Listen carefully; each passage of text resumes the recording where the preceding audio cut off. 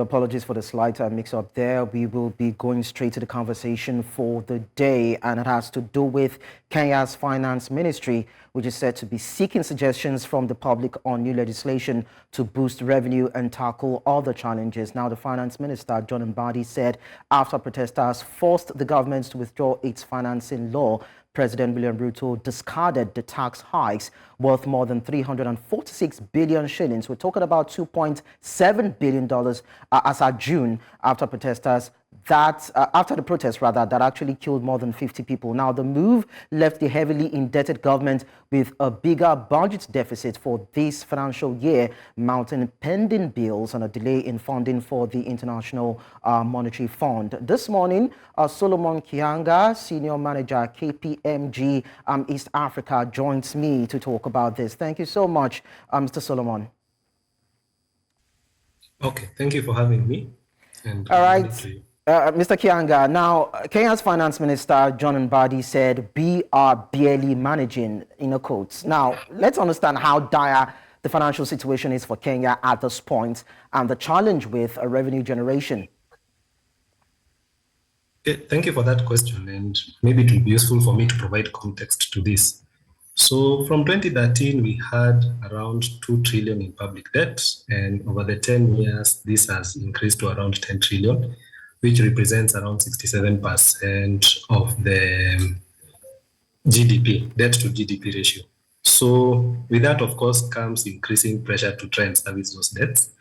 So some of that debt has been borrowed publicly, some of it has been borrowed through concessional loans, some of it has been borrowed through World Bank and IMF. So with that, then the question becomes, how do we raise enough revenue so that we're able to service that revenue? And if I could give you some further insight to this, in the 2023-2024 budget policy statement, there was a proposed allocation of around 1 trillion to pay the interest component of public debt. And remember, this does not cover the principal component to it, but just the interest component to it. And this just basically points to the sticky situation we are in from a debt perspective.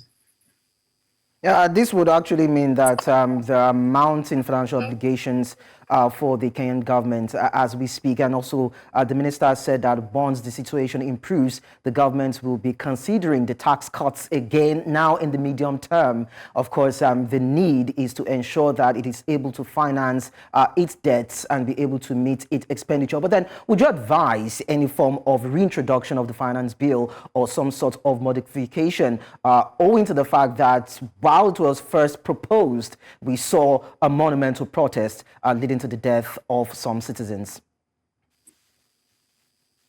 Okay, introducing the finance bill as is will be tricky on this end. However, what I just want to point out is that usually in Kenya, from around now to around February, the public is usually invited to make some submissions on what they would like to see changed or improved upon from a tax perspective. Now, some of the proposals that were included in the Finance Bill 2024 are being reintroduced somewhat. And recently, there was a tax procedures bill introduced that sought to extend the tax amnesty period from 2020 to 2025. And how the amnesty works is that basically, if a taxpayer pays the principal component of tax, then they are forgiven the waiver, the penalties and interest that will have accrued on that. So from where I sit, I think I would propose that the public is really involved in this so that we will get an outcome that is suitable for both government and the citizenry. And maybe just, if I could go on, one of the Finance Acts 2023 was recently declared unconstitutional, and as we speak, the same matter is being heard at the Supreme Court, which basically speaks to the need for a robust public engagement when it comes to matters tax. Okay. Okay, well, we understand that also. We are also aware of the fact that part of the issues, of course, surrounding the Ruto administration that is currently dealing with is the issue around currency and the rise in that particular currency, that is the Kenyan shillings in the country, and some other issues that has to do with inflation and some other, issues in the country. I'd like to find out what the real bane of this issue are? Does it have to do with government policies? Does it have to do with probably market forces driving the numbers of the inflation figures upward, or the currency fluctuation that we've seen in the country? Thank you for that question. So, of course, the debt situation played a role, but the COVID pandemic, the war in Russia and Ukraine, now what is currently going on in Israel, all this contributed to the rising inflation and the rapidly depreciating currency. Of course, I think in around January, February this year, the currency had really depreciated, and I think this was on the jitters of the upcoming payment of the Eurobond. However, that has been addressed and has somewhat helped in managing the pressures around the currency depreciation. Further, if inflation had peaked at around 10% sometime in 2022, and through the interventions by the central bank in adjusting the central bank rate, and we've seen a very aggressive stance on this where the rate was adjusted up to 4 times. We've seen its impact in trying to address the inflationary pressures, which is currently standing at around 5%. Now, we now see a government that is caught in between, having to compete with demands of increasing revenue, appeasing public sentiment, and even maintaining economic stability. So what are the probable solutions to this, most especially for the Kenyan government when it comes to balancing things and offsetting the shortfalls, aside the recurrent need for drastic measures now? Okay, I think from my standpoint, the government needs to look for ways of spurring economic growth, because through economic growth, then you are more easily able to raise tax revenue that may help the government in settling some of its obligations. But I think more immediately, and I think this is something that is being pushed both by the citizenry and various other stakeholders, is really a review of the expenditure. Are we putting expenditure in the right places so that if that is being contained, then over the long term, then we're able to address some of the challenges that we have? Okay, you talked about expenditure in the right places. Does that mean that the Ruto administration has been expending funds in areas that are not profitable for the government and the country?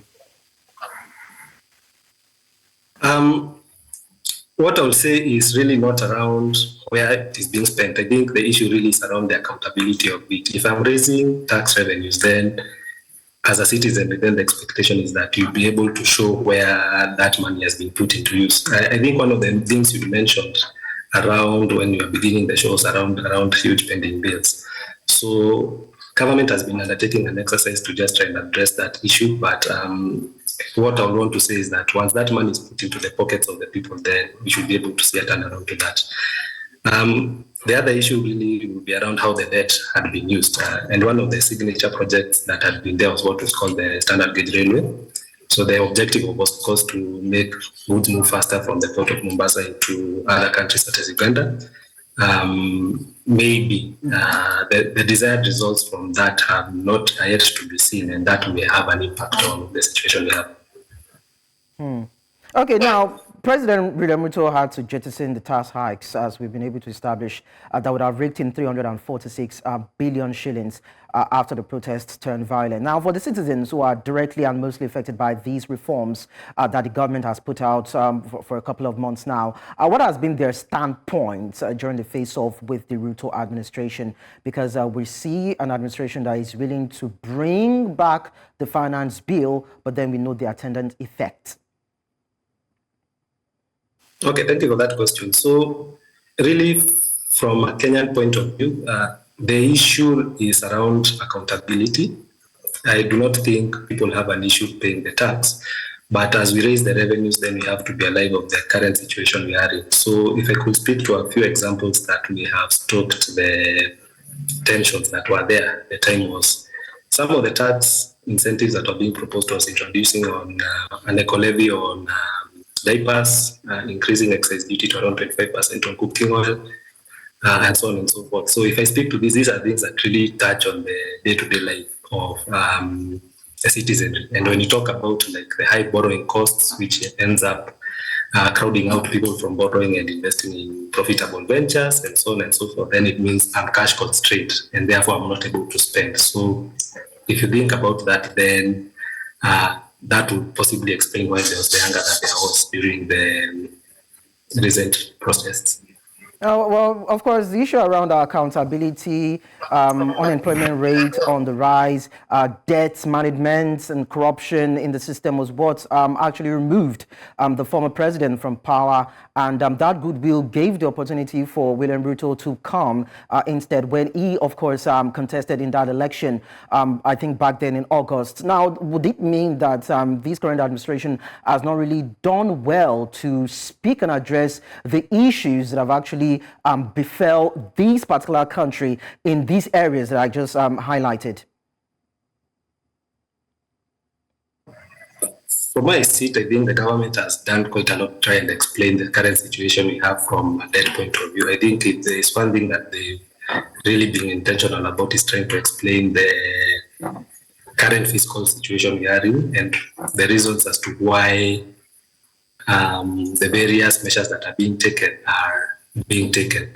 So for that, I think the explanation has been good, and I think as a consequence of that, you can see how engaged the public are in trying to put the government to account on some of the measures they are trying to take in addressing those issues.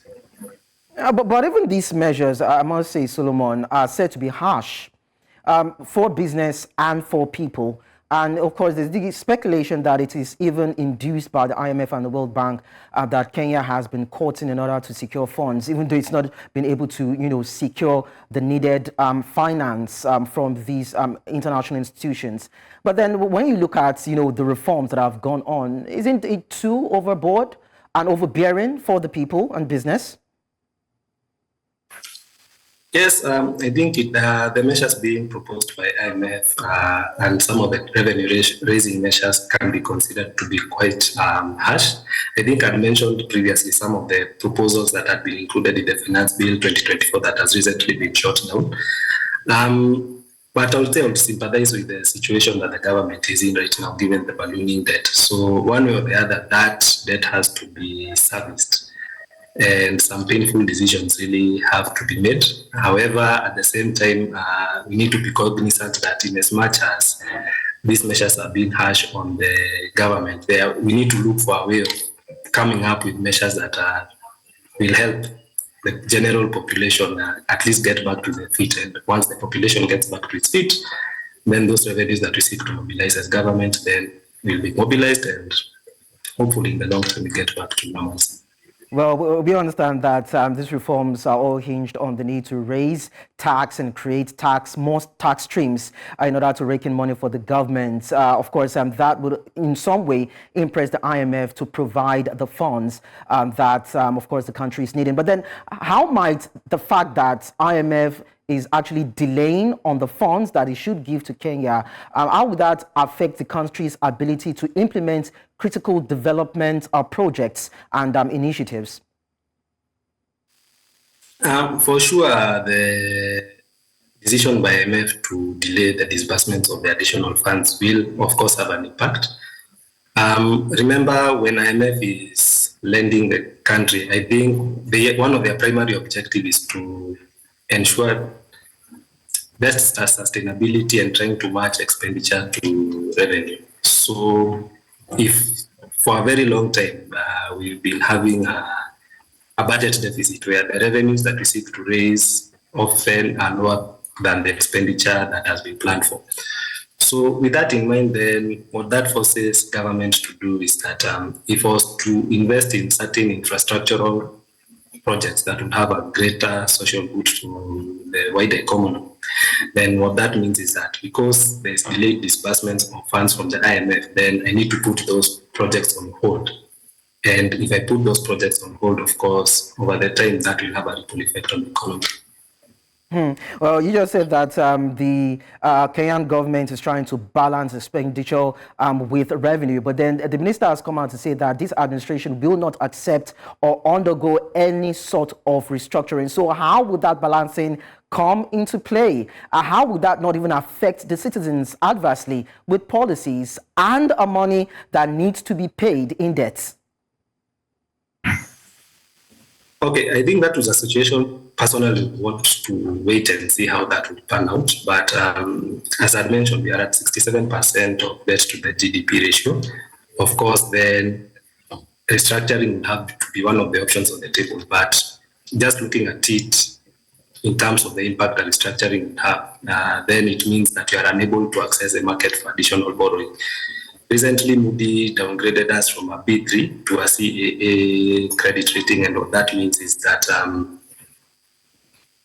if somebody wants to lend to the Kenyan government, then that will have to be lent at a very high price. So restructuring only makes the situation more dire. Hence, in my view, see as to why government will be hesitant in going the restructuring route.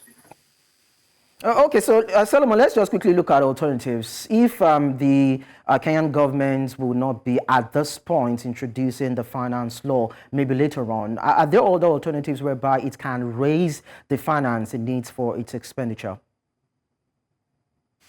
So what we've seen so far is that government is resorting to the domestic market to borrow through the treasury bills and the bonds, and just noting that currently these are going at around 16%. So that is the gap they're trying to address through local borrowing. But then how viable are those treasury bills? How good are they? Do you think people will be able to buy into that or be willing to? In my view, it is not sustainable because remember, the moment I am borrowing at a premium from the local market, a person as me and any other business that would want to invest and would want to borrow is crowded up because one would want to go for a risk-free instrument as opposed to lending it out to someone else. Okay, so finally, what do you think, of course, the citizens and even the private sector should be doing at this point? Because it seems as though jobs are not coming in, money is not really coming in for the government to fuel its economy, and everybody's just trying to live within their means to stay afloat. What do you think they could do in their own capacity to keep on running? So I think just as government is trying to make some certain cuts, I think this is something you'd expect also at an individual and at a business level. But if I'm to look at this more globally, then at least Kenya, we are known for increased public participation when it comes to some of these fiscal issues that affect us. So my view is that increased participation on especially the tax laws and the finance bills will be useful because then as a business or as a person, I'm able to tell the government if you have to go this route from a tax perspective, this is the likely multiplier effect it will have on the economy. And if some of these are implemented and we see how that goes, then hopefully we can see a turnaround in the situation. All right, thank you so much, Solomon Kihanga, Senior Manager at KPMG East Africa. It was nice talking to you. Thank you too for having me.